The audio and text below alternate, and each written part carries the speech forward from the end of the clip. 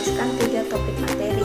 Yang pertama, perkembangan anak usia TK atau dini ditinjau dari aspek sosial emosional dan problematikanya. Yang kedua, perkembangan anak ABK dan problematikanya. Yang ketiga, model pembelajaran yang paling baik untuk anak usia SD.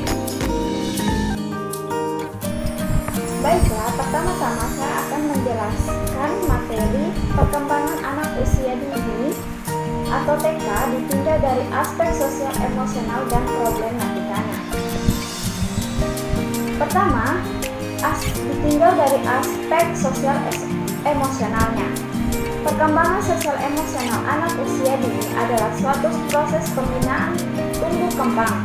Contohnya pada anak usia lahir hingga 6 tahun secara menyeluruh yang mencakup aspek fisik dan non-fisik dengan memberikan rangsangan bagi perkembangan jasmani, rohani, motorik, akal, pikir, emosional, dan sosial yang tepat agar anak dapat tumbuh dan berkembang secara optimal. Perkembangan sosial merupakan pencapaian kematangan dan hubungan sosial. Dapat juga diartikan sebagai proses belajar untuk menyesuaikan diri terhadap norma-norma kelompok, moral, dan tradisi, meleburkan diri menjadi satu kesatuan dan saling berkomunikasi dan bekerja sama. Sosialisasi merupakan suatu proses di mana individu, terutama anak, melatih kepekaan dirinya terhadap rangsangan sosial, terutama tekanan-tekanan dan tuntutan kehidupan atau kelompoknya, serta belajar bergaul dengan bertindak laku seperti orang lain di lingkungan sosialnya. Emosi adalah perasaan yang ada dalam diri individu. Emosi dapat berupa perasaan senang atau tidak senang, perasaan baik atau buruk. Dalam workbook Discovering Emosi diidentifikasi sebagai berbagai perasaan yang kuat: perasaan benci, takut, marah, cinta, senang, dan kesedihan. Macam-macam tersebut adalah gambaran dari emosi. Goleman menyatakan bahwa emosi berujuk pada suatu perasaan atau pikiran-pikiran khasnya, suatu keadaan biologis dan psikolog, serta serangkaian kecenderungan untuk bertindak. Perkembangan emosi anak usia dini berlangsung secara bersama dengan perkembangan sosial anak usia dini. Bahkan banyak yang berasumsi bahwa perkembangan emosi pada anak usia dini sangat dipengaruhi oleh perkembangan sosial mereka, meskipun kemudian perkembangan emosi tersebut kemudian memberi pengaruh pula terhadap perkembangan sosial mereka. Hal itu dikarenakan emosi yang ditampilkan anak usia dini sebenarnya merupakan respon dan hubungan sosial yang ia jalani dengan orang lain, dan emosi tersebut juga akan mempengaruhi keberlanjutan hubungan sosial tersebut. Jadi pada dasarnya ada semacam siklus antara perkembangan sosial dan perkembangan emosi pada anak usia dini. Anak usia dini adalah anak yang berada pada usia 0 sampai 8 tahun yang sedang berada pada tahap perkembangan dan pertumbuhan, baik fisik maupun mental. Pada usia ini sering disebut sebagai macam-macam keemasan atau golden age yang membutuhkan rangsangan dan stimulus dari orang tua, pendidik, dan pendamping anak. Masa ini merupakan masa kritis dalam rentang perkembangan yang telah dipahami oleh banyak orang tua dan masyarakat. Masa ini juga sangat berperan aktif dalam proses pertumbuhan maupun perkembangan. Keempat aspek yaitu fisik, bahasa, intelektual atau kognitif, emosi, sosial, moral, dan agama. Berdasarkan pengertian di atas, maka dapat disimpulkan bahwa perkembangan sosial emosi anak usia dini adalah suatu proses pembinaan tumbuh kembang anak dalam pencapaian kematangan hubungan sosial, baik secara fisik, non-fisik, melalui pemberian rangsangan agar anak dapat tumbuh dan berkembang secara optimal.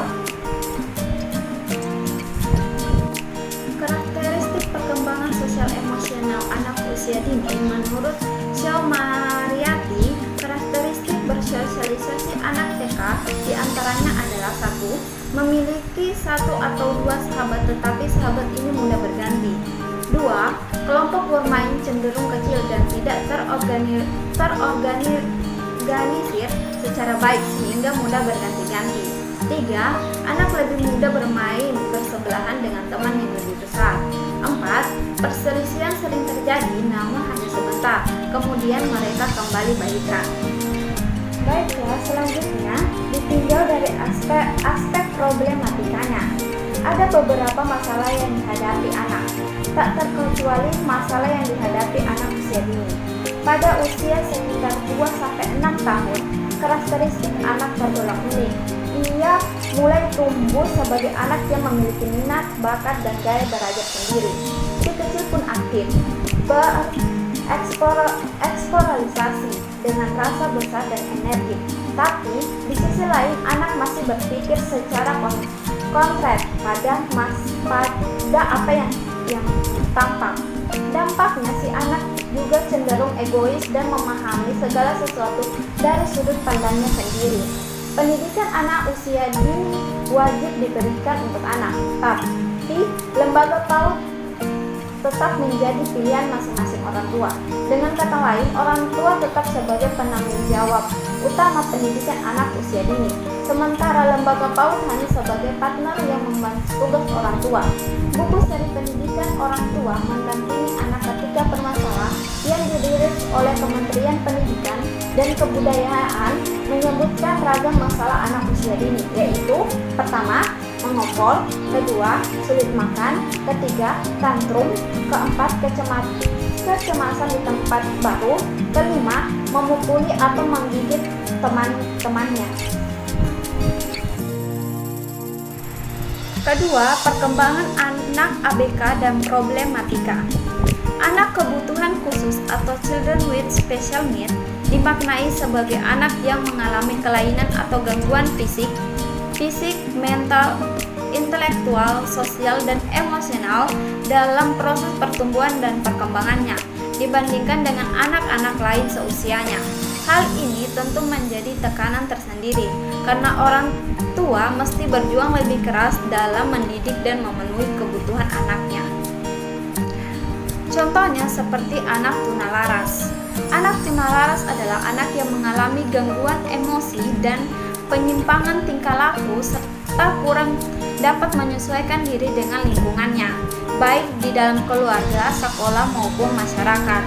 Anak tunalaras juga mempunyai kebiasaan melanggar norma dan nilai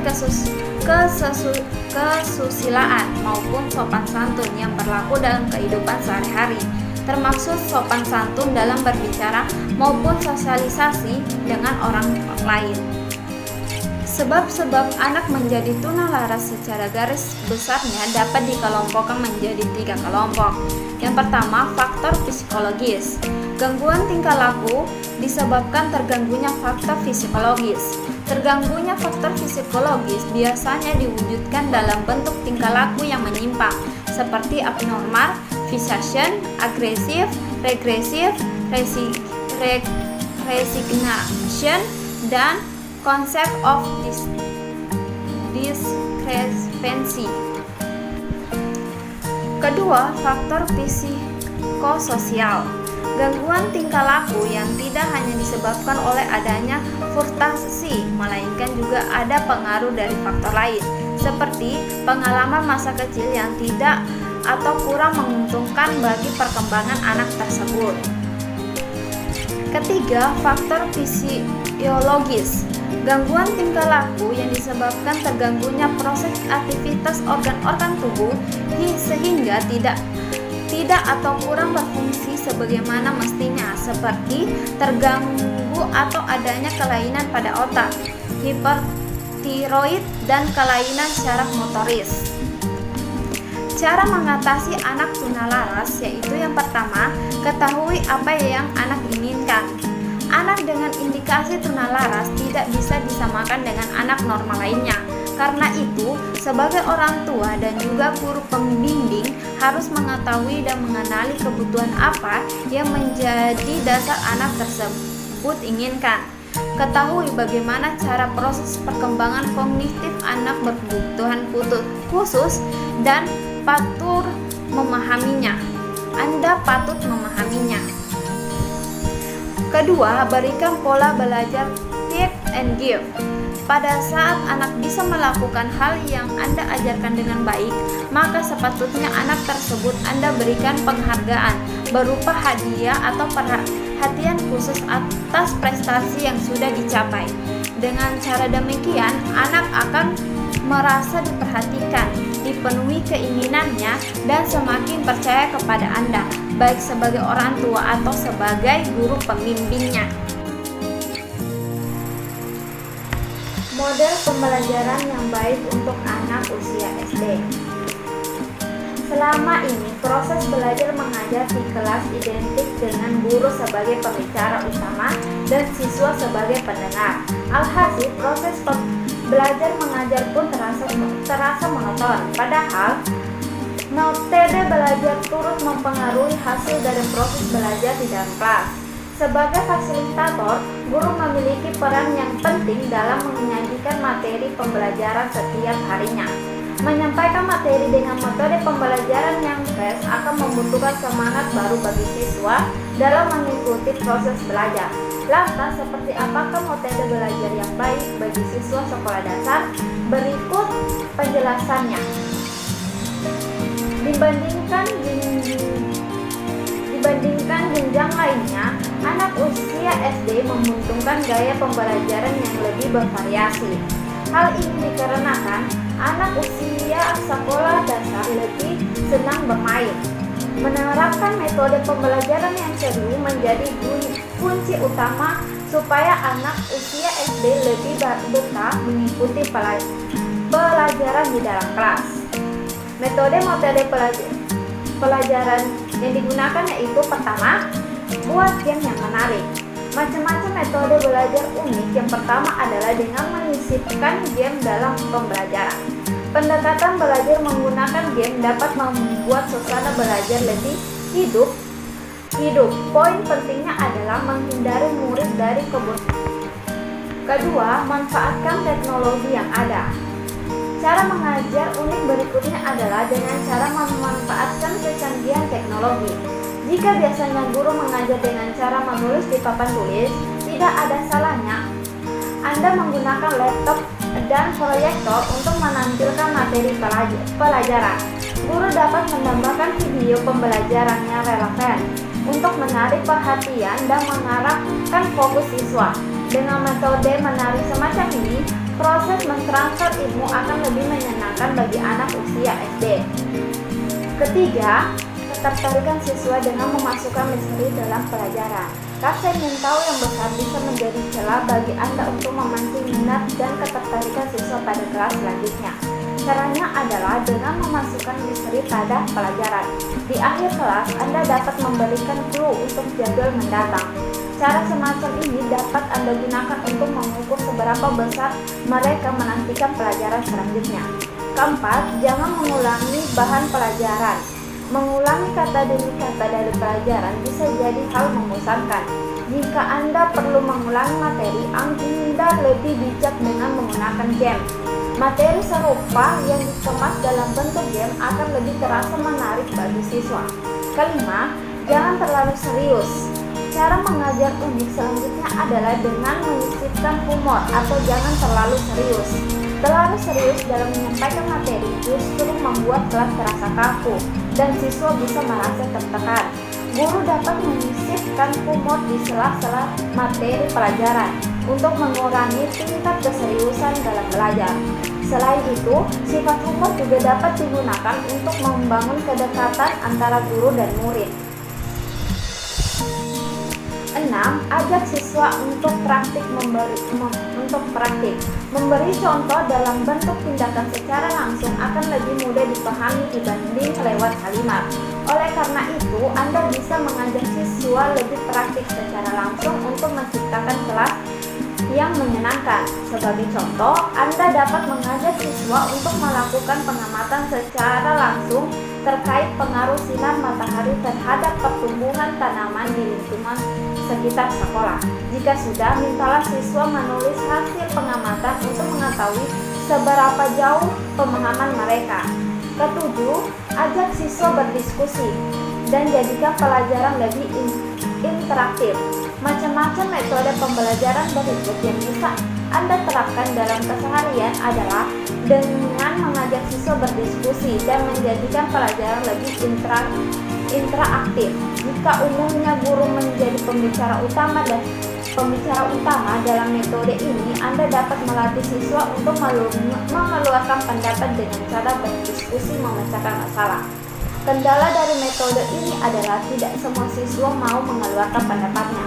Karena itulah, guru mempunyai peranan penting untuk memberi stimulus pada siswa yang kurang aktif. Selain membuat kelas lebih menarik, inspirasi metode belajar semacam ini juga melatih keberanian siswa untuk berbicara di depan umum. Kedelapan, ciptakan suasana ruang berbeda. Suasana ruang yang itu saja nyatanya turut mempengaruhi tingkat kebosanan siswa. Supaya siswa didik Anda merasa suasana baru yang lebih menarik, cobalah untuk menciptakan tampilan ruang kelas yang berbeda. Perubahan kecil yang bisa Anda lakukan adalah dengan menata ulang tempat duduk siswa. Jika selama ini tempat duduk siswa menghadap ke arah papan tulis dan meja guru, Anda bisa menyusunnya secara melingkar atau berbentuk U. Meskipun terlihat kecil, tapi perubahan ini bisa membuat dampaknya cukup signifikan. Kesembilan, metode mengajar mobil catching. Setiap siswa mempunyai daya tangkap yang berbeda-beda. Ada siswa yang memahami pelajaran yang mudah, ada pula yang memiliki kendala. Bagi siswa yang daya tangkap yang kurang baik, proses belajar akan menjadi momok tersendiri. Sebagai solusi, guru bisa mencoba metode mengajar mobil catching, yaitu guru terjun secara langsung untuk membantu siswa memahami pelajaran. Misalnya dalam pelajaran matematika, guru bisa menjelaskan ulang pada siswa terkait penggunaan rumus terkait. Selain membantu siswa dalam memahami pelajaran, metode pembelajaran ini bisa membuat siswa lebih rileks. Ke-10, hubungan siswa dengan kehidupan sehari-hari. Menghubungkan materi pelajaran dengan kehidupan sehari-hari bisa menjadi inspirasi metode belajar yang menyenangkan bagi siswa. Menggunakan kehidupan sehari-hari sebagai contoh dalam materi dapat memberikan pemahaman yang lebih terkait alasan mengapa mereka harus mempelajarinya. Selain metode pembelajaran seperti ini dapat membantu siswa menemukan korelasi dari ilmu yang mereka pelajari di sekolah dan penerapan di dunia nyata. Demikian hasil presentasi saya, lebih dari kurangnya saya mohon maaf. Wabillahi taufiq wal hidayah. Wassalamualaikum warahmatullahi wabarakatuh.